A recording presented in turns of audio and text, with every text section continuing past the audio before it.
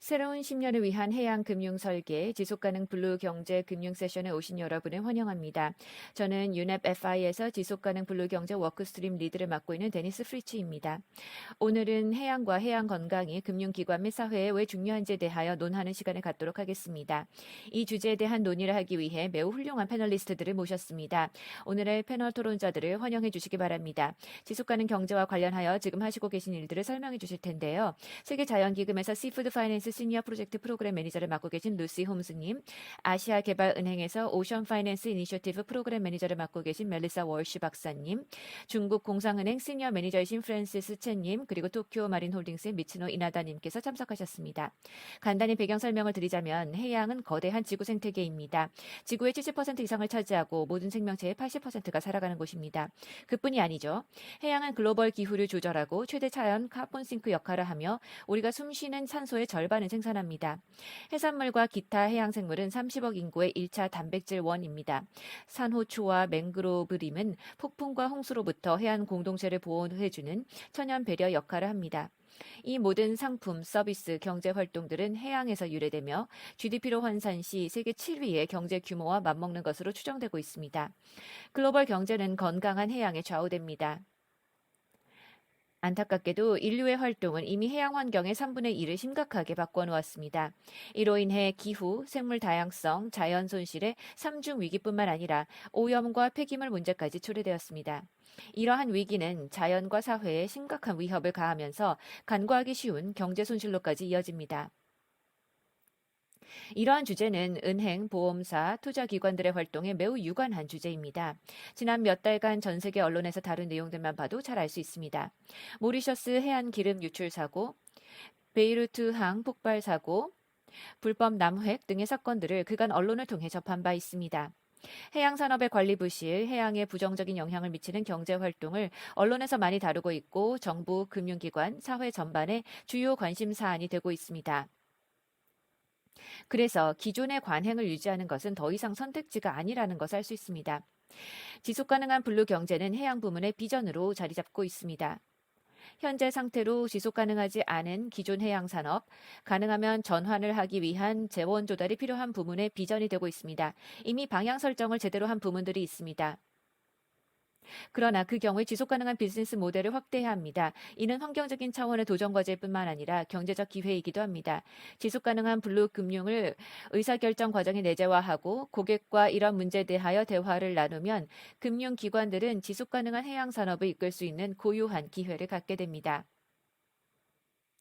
해양 산업의 회복 탄력성을 구축하고 장기 안정성을 구축하면 금융 참여자들이 파산 및 피해 보상의 위험을 감소시킬 수 있고 장기적 타당성과 수익성을 창출하는 금융을 추구할 수 있습니다.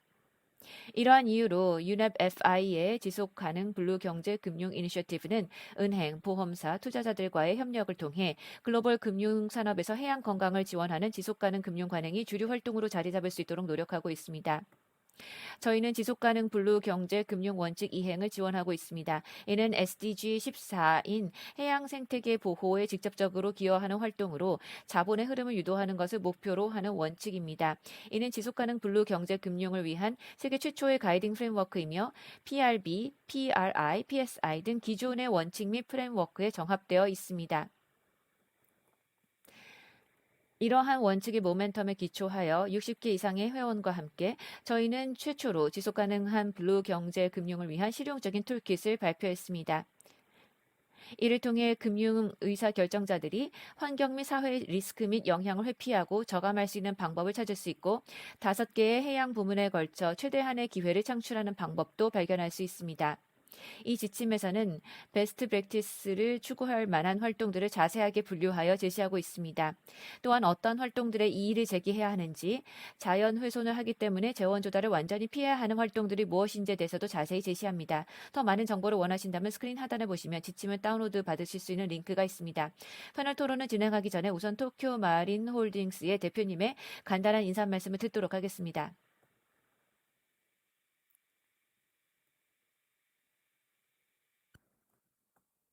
안녕하십니까. 저는 도쿄 마린 앤 니치도의 미치노 이나다입니다. 유넵 FI 아시아 태평양 리저널 라운드 테이블에 참여할 기회를 주셔서 감사합니다.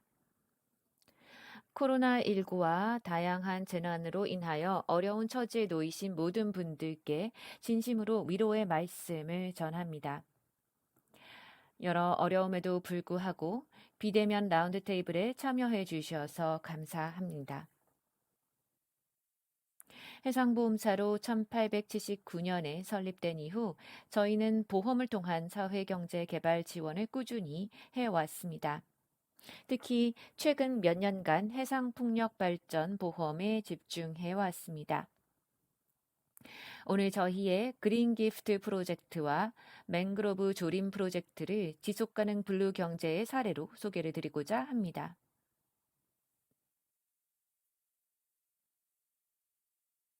맹그로브 조림 프로젝트는 1999년 설립 120주년의 프로젝트로 시작되었으며 당시 직원들이 제안을 했습니다.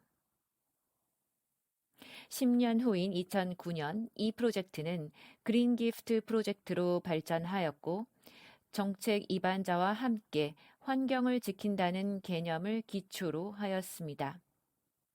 그 이후로 이 프로젝트는 고객 참여와 NGO와의 협업이 이루어졌습니다. 저희는 지속가능 개발 목표에 기여하고 있습니다. 탄소 저감 및 기후변화 적응, 재난 방지 및 완화, 쓰나미와 폭풍 해의 피해 감소, 생물 다양성 및 습지 보존 등을 통한 가치 창출을 통해 기여하고 있습니다.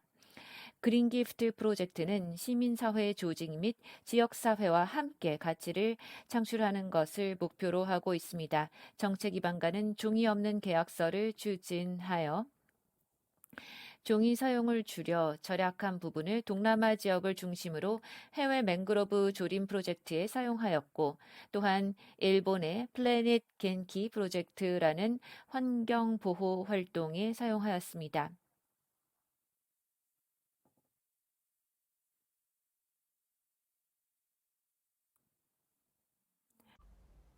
1999년에서 2019년 사이 21년간 누적 조림 면적은 11,240헥타르로 뉴욕시 센트럴파크 면적의 33배에 달합니다.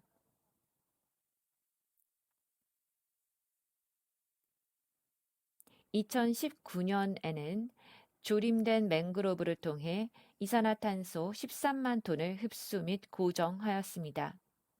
도쿄 마린그룹은 회계연도 2013년 이후 기업 활동으로 발생된 탄소 배출에 대하여 7년 연속 탄소 중립을 달성하였습니다.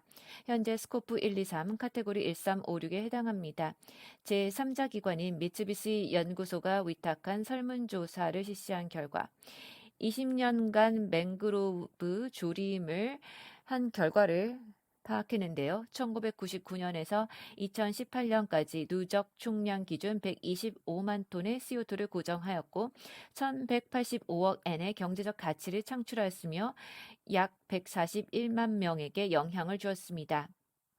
그 외에 약 14만 명의 어업 종사자가 맹그로브를 통해 생계를 유지하였고 194만 명이 쓰나미 및 폭풍 해일과 같은 재난을 피할 수 있었습니다. 2007년에는 맹그로브 조림 100개년 계획을 발표하였습니다. 이 계획은 100년간 지속적인 맹그로브 조림을 계획한 것이고 2019년에는 개정 버전인 맹그로브 기반 가치 공동창출 100년 선언을 발표했습니다. 이 선언은 해양 행동 공동체에 등록하여 SDG 14 이행을 지원하였습니다. 저희는 계속하여 맹그로브 기반 솔루션 제공, 조림, NGO 등을 통해 공동의 가치 창출을 증진시킬 것입니다.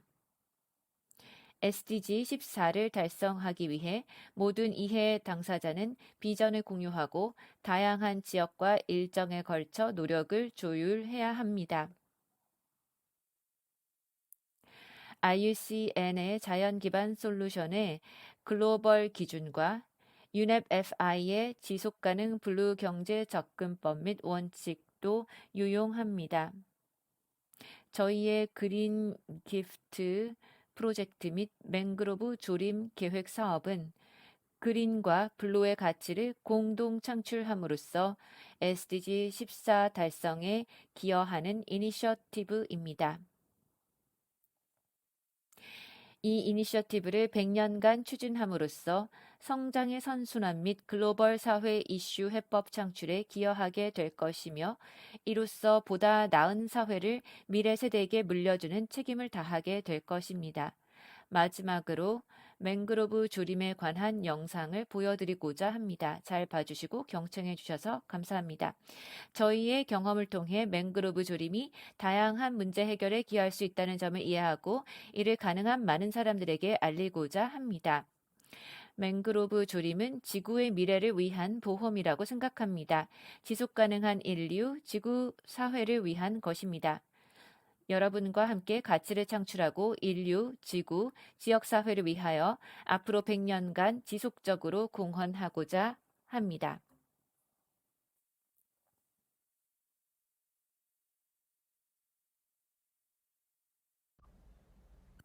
자, 그러면 패널 토론을 시작하겠습니다. 환경뿐만 아니라 금융 부문의 전문성을 지니신 분들을 모시게 되어 기쁘게 생각합니다. 그럼 루시부터 시작할까요? 금융기관들에게 이 주제가 왜 중요한 고려 대상인지 말씀 부탁드립니다. 네, 데니스. 매우 중요한 문제입니다. 데니스가 세션 소개를 해주시면서 핵심적인 사안들을 많이 언급해 주셨는데요. 제가 생각하기에 해양 건강 악화를 되돌리고 해양 자산 및 자연 자본을 회복하는 것은 우리 시대의 가장 시급한 과제입니다.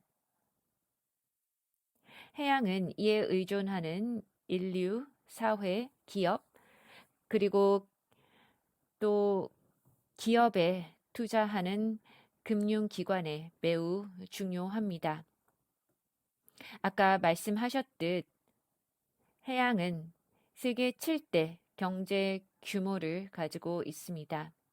첨언을 드리자면 총 자산 면에서 24조 달러의 가치가 있고 세계자연기금 2015년 보고서에 따르면 약 연간 2조 5천억 달러의 혜택을 생산하는 것으로 추정됩니다. 경제적인 면에서 해양은 매우 중요합니다. 해양의 혜택으로는 우선 매우 중요한 기후 조절, 그리고 세계 인구 식량 공급, 우리가 숨쉬는 산소의 절반 생산 등을 들 수 있습니다. 해양은 수십억 명까지는 아니어도 전 세계 수백만 명의 생계를 뒷받침하고 있습니다. 코랄 트라이앵글은 아시아에 있는데요. 해양이 매우 중요하죠. 그리고 많은 동남아 국가들의 경제를 뒷받침하는 블루 자연 자본은 특히 중요합니다. 몇 가지 예를 드리자면 세계 산호의 76%가 코랄 트라이앵글에 서식합니다. 산호초 어류의 37%가 코랄 트라이앵글에 서식합니다. 거북종 7개 중 6개가 코랄 트라이앵글에서 살고 있습니다. 사실 이러한 통계는 정말 많습니다. 그렇다면 이것이 인류와는 어떻게 연결되는가가 중요한데요. 아시아 지역의 경우 약 1억 3천만 명의 인구가 생물 다양성의 건강 및 생태계가 주는 혜택에 의존하고 있습니다. 이 모든 것이 우리의 경제와 건강에 매우 중요합니다. 그런데 안타깝게도 모든 지표들의 추세가 잘못된 방향으로 가고 있습니다. 최근 보고서에 따르면 몇 가지 분야에서 하락세를 보이고 있습니다. 세계 산호초의 절반이 사라진 것이 한 예입니다. 이것이 갖는 파급 효과, 예를 들어 식량 안보와 생계에 미치는 파급 효과는 꽤 큽니다. 수산 자원도 축소되고 있고 거의 3분의 2가 최고 한계에 도달했거나 이미 한계를 초과했습니다. 투자자들에게 중요한 부분이 있는데요. 이것이 투자자들이 지원하고 재원 조달하는 비즈니스에게는 매우 중대한 리스크라는 점입니다. 이러한 추세를 되돌릴 방법을 찾아야 합니다. 그리고 금융기관들은 이러한 접근에 있어서 중요한 역할을 차지할 수 있습니다. 기업들은 직면할 수 있는 리스크를 이해해야 합니다. 예를 들어 기대 수준을 설정하는 방법 등을 택할 수 있습니다. 또 한 가지 재차 강조드리고 싶은 점은 이것이 환경 및 사회적인 측면에서만이 아니라 금융 관점에서도 매우 중요하다는 점입니다. 네, 깔끔하게 정리해 주셔서 감사합니다. 이번에는 멜리사에게 들으신 내용과 연계된 비슷한 질문을 드리도록 하겠습니다. 루시가 리스크와 중요성을 언급해 주셨는데요. 아시아개발은행에게 지속가능한 경제가 갖는 비즈니스 케이스는 무엇인가요? 데니스 감사합니다. 저를 초대해 주셔서 감사합니다. 오늘 참여하게 되어 기쁘고요. 매우 중요한 주제를 다루고 있다고 생각합니다. 질문에 답을 드리기 위해 우선 큰 그림을 그리고 나서 구체적인 내용을 말씀드리겠습니다. 전 세계적으로 지속가능 해양 부문에 2조에서 4조 달러를 투자하면 향후 30년간의 순이익이 8조에서 23조에 달합니다. 아태 지역에서 블루 경제 부문인 관광, 어업, 양식업은 영내 경제에 가장 큰 기여를 하고 있습니다. 그런데 루시도 말씀하셨지만 이 부문들은 지속 가능하지 않은 관행으로 인해 위험에 처해 있습니다. 올해 세계 경제 포럼의 글로벌 리스크 리포트에 따르면 생물 다양성 손실과 인간의 환경 파괴가 글로벌 경제의 2대 리스크에 해당한다고 밝혔습니다. 어업을 예로 들면 남획 비용은 전 세계 어업의 순이익을 830억 감소시켰으며 그 감소분의 3분의 2가 아시아에서 발생했습니다. 따라서 해양을 살리는 비즈니스에 투자하지 않으면 경제 전체가 위험에 처하게 됩니다. 두 번째 이유를 말씀드리면요. 아시아개발은행에게 있어 블루 경제를 추구하는 것은 앞으로 다가올 거대한 시장 압력의 파고를 넘어서는 것을 의미합니다. 아시아개발은행은 투자자, 고객, 파트너들로부터 기후 및 자연 관련 리스크를 공개하라는 압박을 많이 받습니다. 또 신용평가 기관들은 지속가능성 평가를 주류화시키고 있습니다. 글로벌 회계 기준이 업데이트되면서 지속가능성 리스크를 반영하도록 하고 있습니다. 또한 유해한 보조금을 없애기 위한 국제 협약이 준비 중에 있습니다. 이제 변화가 일어나고 있습니다. 금융기관으로서 아시아개발은행은 시대를 앞서 자연 관련 리스크를 이해하고 저감하기 위한 노력을 해야 합니다. 셋째, 금융 부분에서는 지속가능 투자에 대한 전례 없는 규모의 수요가 발생하고 있고 특히 코로나19 대응 관련하여 수요가 늘어나고 있습니다. 글로벌 녹색 경제는 8조 달러 규모입니다. 그런데 새로운 프론티어에 해당하는 블루 경제도 떠오르고 있습니다.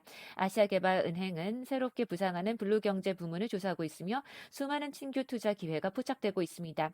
청정에너지의 경우 육상 그린 에너지 시장이 확대되고 있는데 이 경우 가용 토지 규모에 한계가 있죠. 반면 해양의 경우 거의 무한대의 재생에너지 공급이 가능합니다.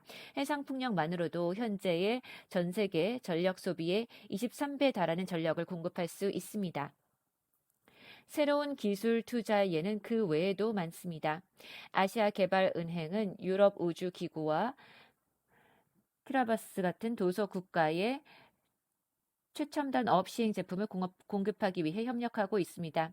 마지막으로 저희 아시아개발은행이 블루경제에 투자하는 것은 그저 보기 좋은 신규 투자 대상이기 때문은 아닙니다. 블루경제는 아시아개발은행의 핵심 비즈니스입니다. 아시아개발은행은 지속가능 개발과 극심한 빈곤 퇴치에 전념하고 있습니다. 해양 건강을 위해 노력하는 것은 그런 목적을 달성하는 데 있어 매우 중요합니다. 아시아개발은행이 그동안 꾸준히 다루었던 위생, 폐수, 홍수 관리 및 전통적 부문은 해양 건강과 지속가능 생계에 엄청난 수혜를 가져옵니다. 그리고 자연 기반 솔루션이 비용 효과적인 투자 옵션이라는 점이 드러나고 있습니다. 그래서 예를 들어 연안 생태계는 파도와 폭풍으로부터 우리를 보호해주고요. 그런데 뜻밖에도 연안 생태계 복원은 엔지니어링 솔루션보다 2배에서 5배는 더 저렴합니다.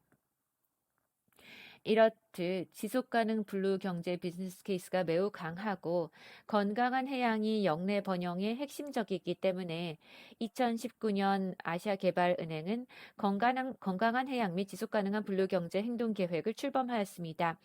저희는 2024년까지 블루경제 투자를 50억까지 끌어올릴 계획입니다. 그리고 이러한 야심찬 목표를 함께 달성한 파트너를 찾고 있습니다. 감사합니다. 감사합니다. 이 분야에서 이 주제에 관심을 가져야 할 이유가 다양한 것 같습니다. 프란시스, 중국 공상은행도 비슷한가요? 지속 가능성과 이 분야에 관여하는 것이 가는 비즈니스 케이스가 어떤지 말씀 부탁드립니다. 데니스 감사합니다. 정책은행인 아시아개발은행이나 NGO와는 저희는 조금 다르다고 생각합니다. 저희는 민간 부문과 다소 비슷하다고 생각되기 때문입니다. 저희의 경우 민간 부문 관련하여 두 가지로 나누어서 말씀드릴 수 있을 것 같은데요. 하나는 신규 비즈니스 기회이고요. 다른 하나는 환경, 기후 리스크를 UNDP 지침에 따라서 관리할 것인가에 관한 문제입니다.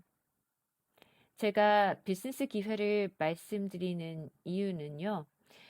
해양 경제가 신규 분야, 신규 시장에 해당하기 때문입니다. 예를 들어 중국의 해상풍력 부문을 보시면요. 제가 제대로 기억하고 있다면 인구의 50%가 연안 지역에 거주하고 있습니다. 약 200km에 달하는 연안 지역에 거주하고 있죠.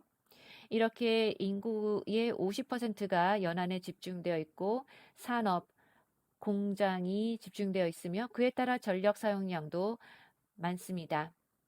그러나 육상 풍력 발전은 한계가 있습니다. 인구 과잉 때문이기도 하고 그 밖에도 많은 이유가 있습니다. 중국에서는 풍력 발전이 육상 풍력 발전 방식이 주가되며 육상 풍력 발전은 대부분 사람이 살지 않는 서부 지역에 집중되어 있습니다. 그런데 서부에서 생산한 전력을 송전하기가 쉽지 않습니다.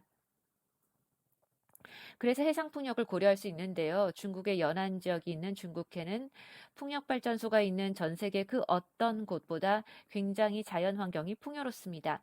그러나 기술과 비용 문제 때문에 이 부문의 개발이 상당히 지체되어 있습니다. 그래서 이 분야가 매우 유망한 블루 경제 시장이라고 볼 수 있는 거죠. 따라서 해양 경제에 집중하면 신규 사업 기회를 포착할 수 있습니다. 두 번째는 리스크 관리와 관련된 것입니다. 우리 모두 기후변화 리스크, 물리적인 리스크와 전환 리스크를 잘 알고 있습니다. 좀 더 확실한 예들이 있죠. 중국의 셴젠시의 경우 의회에서 융자기관이 법적 책무를 지도록 법안을 통과시켰습니다. 프로젝트에 융자를 하는 경우 만약 해당 프로젝트가 환경 파괴를 유발한다면 융자 기관도 책임을 져야 합니다. 최초로 이렇게 공식적으로 법제화를 한 것입니다. 따라서 금융기관은 조금 더 멀리 내다보고 선제적 사고를 해야 합니다. 소액고 외양간 고치는 격이 되어서는 안 되겠죠. 일단 공급하고 나서 리스크를 사후에 발견해서는 안 됩니다. 이렇게 금융 리스크도 있고 또한 평판 리스크도 있는데요. 요즘은 인터넷 때문에 금방 알게 되죠. 어떤 프로젝트에 파이낸싱을 했는데 습지를 파괴한다. 그러면 세상이 다 알게 되거든요. 그러면 심각한 평판 리스크를 유발하게 됩니다. 이렇게 간단히 말씀을 드렸는데 답이 되었기를 바라고요. 시간이 더 있다면 조금 더 상세하게 말씀드릴 수 있습니다. 감사합니다. 프랜시스 감사합니다. 해상 풍력을 하나의 특화된 부문으로 말씀해 주셔서 기쁩니다. 제가 처음에 말씀드렸던 블루 금융 지침에서 해상 풍력도 다루고 있습니다. 연관해서 루시에게 다시 질문을 드리겠는데요. 루시가 지침을 마련할 때 직접적으로 관여하셨었죠. 이 지침에 대해서 조금 더 자세히 말씀해 주시고 금융기관들이 이 지침을 실무적으로 활용하는 방침은 어떤 것이는지 말씀 부탁드립니다. 네, 데니스 발언 기회 주셔서 감사합니다. 지금까지 모든 연사들이 블루 경제와 지속 가능한 블루 경제로의 전환이 갖는 리스크와 기회가 지닌 중요성에 대해서 말씀해 주셨습니다. 또 경제 전반 섹터 수준 그리고 비즈니스 활동 수준에서 직면하고 있는 리스크를 이해하는 것이 중요하다는 점을 말씀을 해 주셨습니다. 사실 그 점을 말씀드리다 보니 UNEP FI와 세계자연기금이 그 프로세스를 지원하고 지침을 개발하는 근거가 무엇인지를 얘기해 볼 필요가 있겠습니다. 사실 실용적인 섹터별 정보를 은행, 투자자, 보험사 및 기타 유형의 금융기관에게 또 넓게는 이해 당사자 그룹들에게도 제공하자는 것이 아이디어의 출발점입니다. 블루경제 섹터는 해양에 많이 의존하거나 해양에 영향을 주는 부분들이기 때문입니다. 그리고 일부 경우에는 뚜렷한 전환 경로가 되기도 했습니다. 데니스가 언급하셨듯이 그러한 부문으로는 재생에너지, 해양 및 연안 관광, 야생 어획 및 양식 해산물, 해운 및 항만 개발이 있습니다. 이러한 핵심적인 분야들이 포함되어 있습니다. 이 지침은 원칙에 기반하고 지속가능 블루 경제와 금융 원칙을 이해하고 지지하는 것을 추구하며 금융기관들이 실제 이행 단계에서 실무적으로 사용하는 방법을 이해해야 한다는 점을 다루고 있습니다. 이것이 중요한 이유가 있습니다. UNEP FI와 일하면서 초반에 80개 금융기관 대상 설문조사가 시행되었는데 결과를 보면 해양 건강을 위한 자본 공급을 하는 방법에 대해 상당히 폭넓은 관심을 보이고 있다는 점을 알 수 있었고 굉장히 고무적인 부분이었습니다. 그런데 동시에 금융부문은 실제 의미를 제대로 파악하는 데 있어서는 걸음마를 밟고 있을 뿐입니다. 그렇기 때문에 지침이 매우 시의적절하게 나왔다고 볼 수 있습니다. 조금 더 여러분의 이해를 돕고 싶은데요.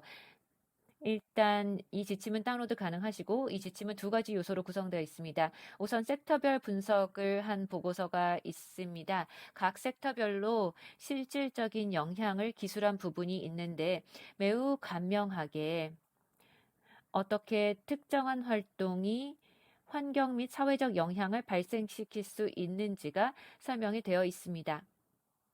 그리고 그러한 영향이 환경 및 사회뿐만 아니라 그 환경과 사회에 의존하는 비즈니스에도 파급 효과가 있다는 점도 설명이 됩니다.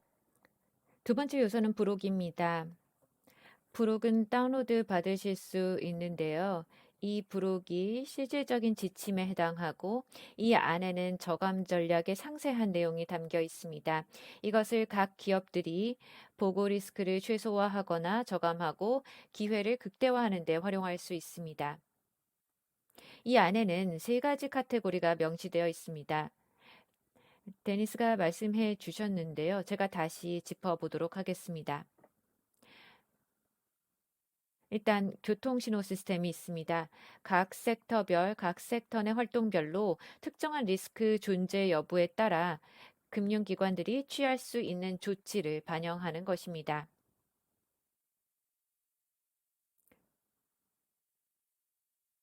우선 회피 카테고리가 있습니다. 가장 심각한 리스크에 해당하는데 이 경우 파이낸싱을 회피하거나 불법과 같은 리스크와 연결되어 있는 금융 활동을 하지 않도록 권고되고 있습니다.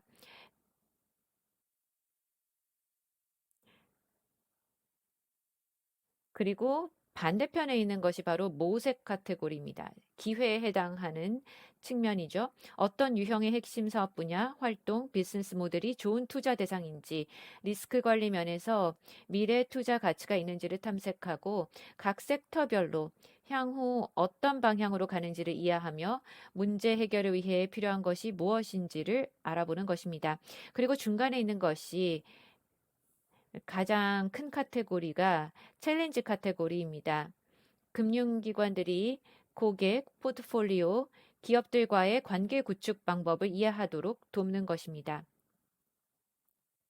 예를 들어 기업들이 특정한 리스크를 관리하는 방법, 이행을 위해 사용하는 도구와 자원에 대한 기대치를 설정하는 방법 등입니다. 저희가 보기에 지침이 금융기관들에게 유용했던 지점은 세 가지라고 생각합니다. 물론 다른 점들도 있을 것이고요. 첫 번째는 사전 실사를 강조한 것입니다. 기존 정보를 뒷받침하기 위해 일부 섹터와 비즈니스를 중심으로 ESG 분석이 실시되었습니다. 물론 충분히 상세하게 들어가지는 못했죠. 그리고 현재 해양은 ESG 분석에서 많이 다루지 않은 부분입니다. 그래서 일단은 금융 부문에게 그 정보를 많이 제공하는 차원입니다. 둘째, 관계 구축입니다. 고객과 기업들과 대화를 나누는 방법을 이해하는 것입니다. 세 번째는 상품 개발입니다. 테마 채권, 펀드, 지속 가능성 연계 채권 등을 만드는 것이고 신뢰할 수 있는 KPI를 통해 과학적으로 접근하는 것입니다.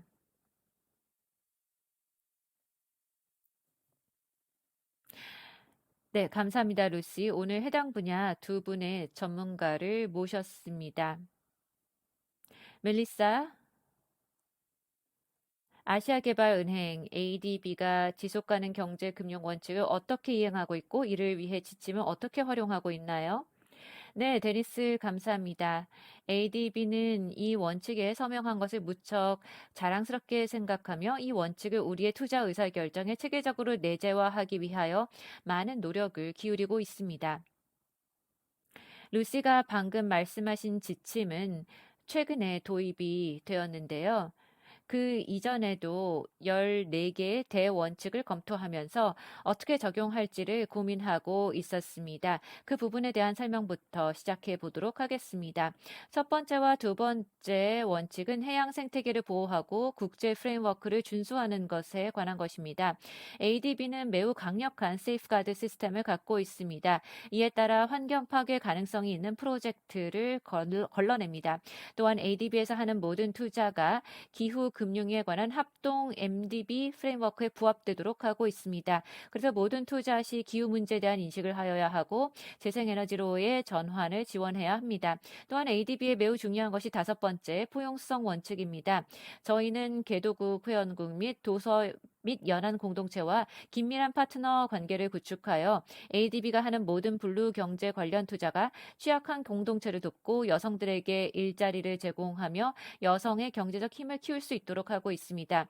11번과 12번 원칙은 다각화된 솔루션 주도 투자를 하는 것이고요. ADB는 세 개의 대표적인 해양 프로그램이 있는데 이 점을 설명드리고 싶습니다. 첫 번째는 연안 복원력과 자연 기반 솔루션입니다. 저희는 취약한 연안 지역 공동체와 직접 협력을 함으로써 통합 그레이 그린 솔루션을 활용할 수 있도록 하고 있습니다. 두 번째는 해양 플라스틱 오염 감소에 집중하고 있습니다. 통합 고형 폐기물 관리와 혁신 순환 경제 접근법을 통해서 하는 것이며 중소기업 및 글로벌 기업이 실시합니다.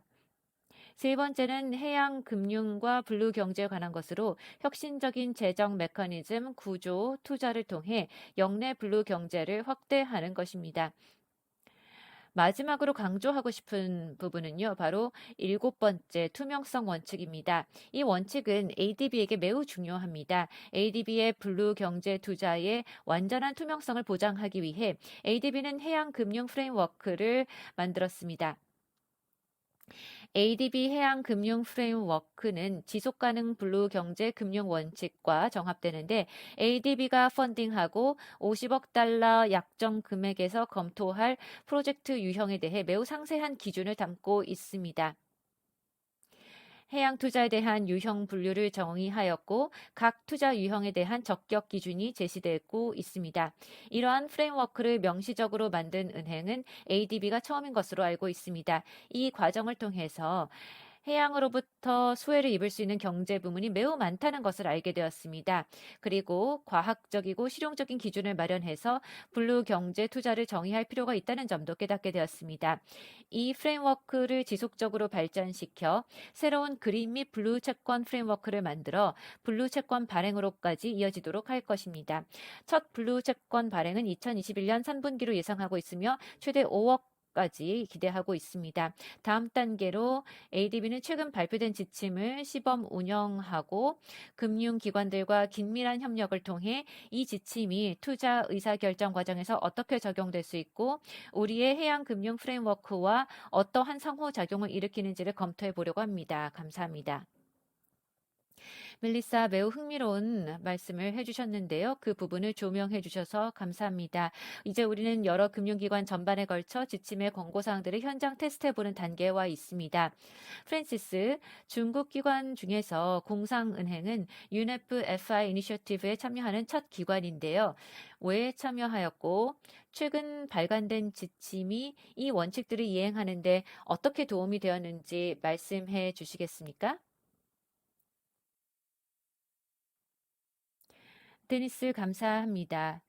이 이니셔티브에 참여하게 된 것은 두 가지 이유에서입니다. 첫째, 상호 소통을 할 때 공통의 기준이 제공된다는 점 또는 서로 다른 프로젝트 간의 비교가 가능하다는 점 때문입니다. 지금 말씀드릴 수 있는 부분은 저희가 자체적인 ESG 기준을 개발하고 있다는 점입니다. 여기에서 힘든 점이 하나 있다면은 여러 다른 섹터나 산업에서 집중적으로 봐야 할 상세한 요인들을 구성하는 부분입니다. 왜냐하면 산업마다 측정 기준, 필요한 KPI가 다르기 때문입니다.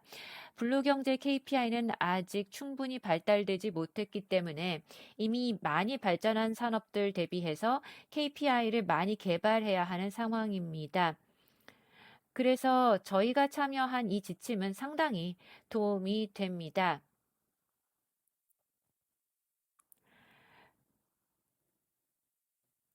우선 어떤 요인들부터 시작해야 모두가 같은 내용을 이해한 상태로 진행할 수 있는지를 살펴볼 수가 있습니다. 그래서 저희 참여하는 인력들에게 무척 도움이 되는 것이고요.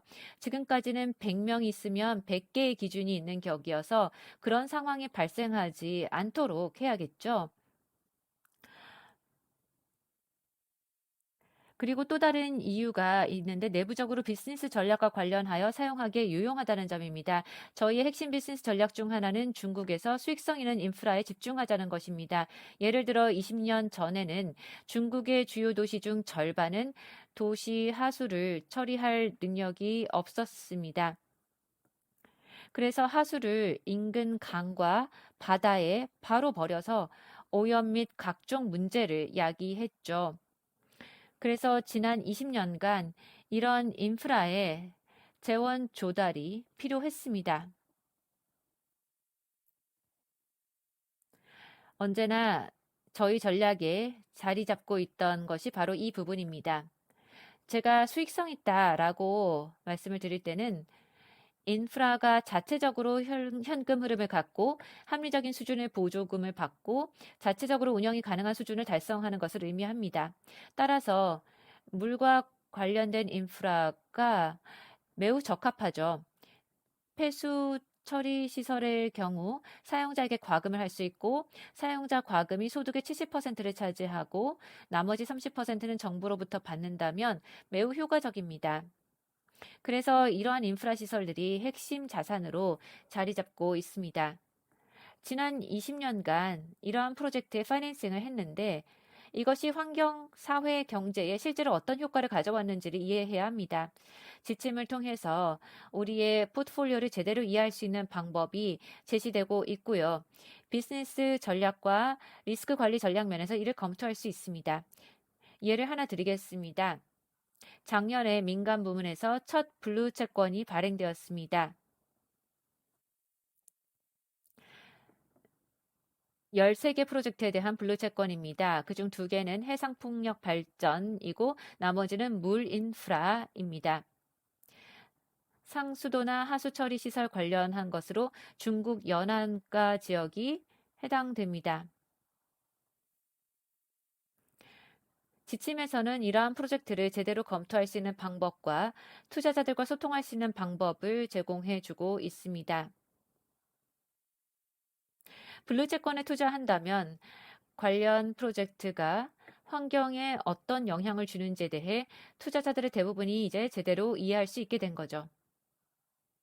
네, 맞습니다. 말씀 감사합니다. 추가 질문을 드려도 될까요? 블루 경제 의제가 부상하면서 금융기관들의 관심을 끌게 된 것은 분명히 보이는데 아직 주류로 진입하지는 못했습니다. 그렇다면 다른 금융기관들이 블루 경제로 첫 발을 내딛는데 장벽으로 작용하는 것은 무엇이라고 보고 계십니까? 어떤 분야들은 산업 표준이 부족한 분야가 있습니다. 농업 또는 어업 분야가 거기에 해당하겠죠. 제가 알기론 중국의 어업 분야는 여전히 지속 가능한 어업이라든지 하는 그런 명칭, 레이블이 없습니다. 물론 그린푸드, 녹색식품 같은 것은 있습니다. 이 경우에는 소비자 대상이죠. 소비자들이 친환경 식품을 잘 이해할 수 있도록 레이블을 붙인 것입니다. 가공 과정에서 항생제를 사용하지 않기 때문에요. 그런데 산업계에서 지역사회 환경에 미치는 영향의 경우 아직 법 규제 집행이 미비합니다. 그래서 소비자들이 이 제품들이 환경에 미치는 파급 효과에 대해서 이해할 수 있는 방법이 없습니다. 저희 같은 금융기관은 각각의 프로젝트를 각각의 수산업 가공 공장, 농장들과 그 성과를 검토할 시간이나 전문성이 없습니다. 그래서 이렇게 레이블을 붙일 경우 우리가 무엇을 기대할 수 있는지를 알 수 있게 되는 거죠. 가장 이상적인 것은 국제적인 인정을 받는 레이블링입니다. 하지만 아직은 그런 것이 없죠. 왜냐하면 경제 개발이나 수익 관련한 기준이 국가별로 다 다르기 때문입니다. 그런 것이 하나의 장벽으로 작용하고요. 두 번째 장벽이 있습니다. 두 번째 장벽은 환경 이익을 경제 이익과 어떻게 연결할까 하는 점입니다. 상호 연결을 하는 방법 하나는 리스크 관리 프로세스를 정립하는 것입니다. 금융 분야의 경우 그런 프로세스가 있으면 이해하기가 훨씬 좋죠. 우리가 예를 들어 연안 지역 주택 모기지에 투자한다. 그러면 이 경우 주택이 홍수나 태풍 피해를 입을 가능성이 바로 리스크에 해당되겠죠. 그런데 리스크 관리는 여전히 확률과 간접적으로 연결되어 있습니다. 그래서 리스크를 이해를 할 수는 있지만 여전히 이해를 완전히 하지는 못합니다. 많은 투자자들께서 질문하는 것이 그린 채권에 투자하면 어떤 경제적 이익을 얻을 수 있는가 하는 점입니다. 그래서 우리가 교육을 할 필요가 있습니다. 투자 수익률 측면만 교육해서는 안 되고요. 가령 우리가 그린 채권이 투자 리스크를 줄여준다고 말하면 투자자들은 수익률은 어떨지, 쿠폰 금리가 얼마나 높을지를 궁금해합니다. 관련한 스터디 등은 다양하게 나올 수 있겠지만 사람들이 궁금해하는 것은 그렇게 다양하지 않습니다. 이것이 또 다른 장벽이고 이런 장벽은 블루 경제에서 그리고 지속 가능한 경제 전반에 걸쳐서 여전히 존재합니다. 네, 프랜시스 감사합니다. 저도 동감입니다. 교육과 규제가 중요한 두 가지이죠. 멜리사 혹시 첨언할 부분이 있을까요? 네, 감사합니다. 저도 프랜시스와 같은 의견입니다. 정의를 내리거나 기준치를 마련하는데 몇 가지 어려움이 있습니다. 이제는 신규 지침이 마련되었고 5개의 부문으로 구분이 되어 있습니다. 그런데 가령 토양 오염의 경우 고충이 있습니다. 과학적인 메커니즘도 알겠고 상류와 하천을 관리하여 해양 생태계를 보호해야 한다는 것도 알고 있습니다. 그런데 상류 어디까지 관리해야 하는지 어떤 조건일 때 블루 경제 프로젝트라고 간주할 수 있을지가 아직 확실치 않습니다. 그래서 이런 부분에서 아직 할 일이 많이 남아 있습니다. 이렇듯 보편적 지표가 부족한 점이 매우 어려운 지점입니다. 그리고 기후금융의 경우 측정과 보고가 용이합니다. 수톤의 탄소를 측정하고 보고할 수 있는데 블루 경제는 그렇게 하지 못하고 있습니다. 따라서 보고 프로세스를 표준화할 필요가 있습니다. 프랜시스가 말한 것처럼 투자자들에게 간명하게 알려주고 투자자들이 매입하는 것이 무엇이고 어떠한 영향을 창출해내는 것인지를 보고하는 표준화된 접근법이 있어야 하는데 그 점이 현재 단계에서는 어렵습니다. 또 한 가지 어려운 점은 가용 자본과 가용 프로젝트 파이프라인 간의 불일치가 크게 나타난다는 점입니다. 이 부분에서 다자 개발 은행들은 중요한 역할을 할 수 있다고 생각합니다. 프로젝트 리스크를 낮추고 민간 부문을 참여시키는 것이죠. 아직 갈 길이 멉니다. 은행으로서 우리에게 들어오는 프로젝트, 우리에게 가용한 유형의 자본을 우리가 가야 할 방향과 매칭하여 실질적으로 블루 경제를 견인하기 위해 많은 노력을 기울여야 합니다. 네, 감사합니다. 아쉽게도 이로써 세션을 마칠 시간이 되었습니다. 각 패널리스트들께 간단하게 마지막 마무리 말씀을 부탁드리겠습니다. 그리고 조금 희망적인 메시지를 전하는 차원에서 희망사항을 하나씩 말씀해 주시겠습니까? 여러분의 동료나 정부가 지속가능한 경제를 증진시키기 위하여 어떤 일을 해주길 원하는지 말씀 부탁드리겠습니다. 루시, 멜리사, 프랜시스 순서로 부탁드리겠습니다. 네, 감사합니다. 지금 다른 패널리스트들께서 말씀하신 점들이 모두 핵심 포인트라고 생각합니다. 그런데 제 희망사항을 말씀드리자면 금융기관들이 스스로 깨우치고 각자의 기관의 이익을 증진시키는 차원에서 행동하기 시작해야 한다는 것입니다. 해양 블루 경제에 대한 기대치를 과거보다 높게 잡아야 합니다. 또한 다른 금융기관들과 협력하여 정부를 설득하고 과학계 및 NGO와 협력해야 합니다. 섹터별로 특정한 부문의 구체적인 기준과 기대치를 설정해야 합니다. 가령 어떤 것은 파이낸싱을 하고 어떤 것은 하지 않을지, 어떠한 전환 경로를 생각하고 있는지 등을 구체적으로 계획해야 합니다. 이제 그런 변화가 일어나고 있습니다. 그렇지만 조금 더 빠르게 진행되었으면 하고 기대하는 바입니다. 감사합니다. 네, 그럼 멜리사 말씀해 주세요. 네, 감사합니다. 이렇게 낙관적인 기조로 마무리하게 되어 기쁩니다.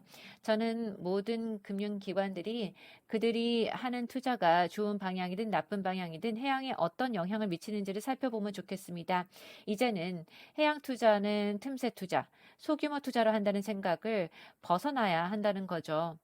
모든 전통 섹터를 보며 해양에 어떤 영향을 미치고 그러한 투자를 어떻게 개선할 수 있는지를 검토해야 합니다. 우리의 파이프라인을 더 블루하게 만들기 위한 경제적 타당성이 있는 솔루션이 있습니다. 내부를 들여다보며 어떠한 영향이 있는지를 제대로 이해하고 블루 경제를 실현할 수 있는 방법을 생각해 보고 나서 외부로 나가 함께 협력하고 금융기관 공동체로서 함께 시장을 만들고 함께 성장해야 합니다. 미래를 위한 건강하고 복원력 있는 해양을 보장해야 하기 때문입니다. 감사합니다, 프랜시스. 1분 남았는데요. 마무리 말씀 부탁드리겠습니다. 제 희망사항 한 가지는 금융규제 당국에 관한 것입니다. 블루 경제와 지속가능 금융을 실현하기 위한 인센티브 정책을 고려해 볼 수도 있습니다. 자기 자본 비율만 해도 지속가능 파이낸싱 쪽으로 우선순위를 두고 10 베이시스 포인트만 더 주어도 수조 달러가 세계 경제 전반에 공급이 됩니다. 이것은 규제 당국이 인센티브를 제공함에 있어 매우 강력한 무기로 활용될 수 있습니다. 이렇게 하면 더 이상 하던 일을 다시 검토하는 데에서 그치지 않고 전통적인 브라운 자산이 아니라 지속 가능 금융에 자원을 더 투입할 인센티브가 커지게 됩니다. 감사합니다. 이렇게 아주 긍정적인 말씀으로 마무리하게 되어 무척 기쁩니다. 오늘 참여해주신 발표자 및 청중 여러분께 감사드립니다. 마지막으로 강조하고 싶은 부분은 금융기관들은 전문성을 활용하고 기회를 찾고 리스크를 이해함으로써 변화를 일으키는 주체로 활약할 수 있다는 점입니다.